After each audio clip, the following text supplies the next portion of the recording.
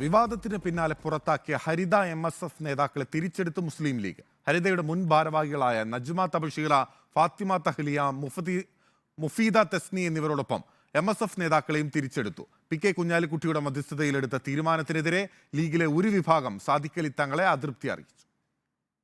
അച്ചടക്ക നടപടി പിൻവലിക്കണമെന്നാവശ്യപ്പെട്ട് മുൻ ഹരിതയുടെയും MSFന്റെയും നേതാക്കൾ ലീഗ് നേതൃത്വത്തിന് നൽകിയ അപേക്ഷ പരിഗണിച്ചാണ് നടപടി.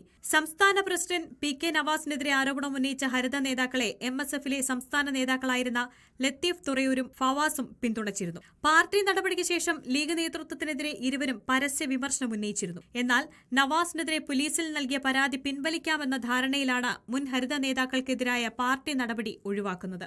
തിരിച്ചെടുക്കുന്നവർക്ക് ഉയർന്ന ഘടകത്തിൽ ഭാരവാഹിത്വം നൽകാനും ലീഗ് നേതൃത്വം ആലോചിച്ചു. എന്നാൽ MSF ഭാരവാഹികളുടെ എതിർപ്പിനെ തുടർന്നാണ് പാർട്ടി അംഗത്വം മാത്രം നൽകി അച്ചടക്ക നടപടി പിൻവലിക്കുന്നത്. ഇവർക്കുള്ള ഭാരവാഹിത്വം പ്രാദേശിക തലത്തിൽ അതത് ഘടകങ്ങളാകും നിശ്ചയിക്കുക.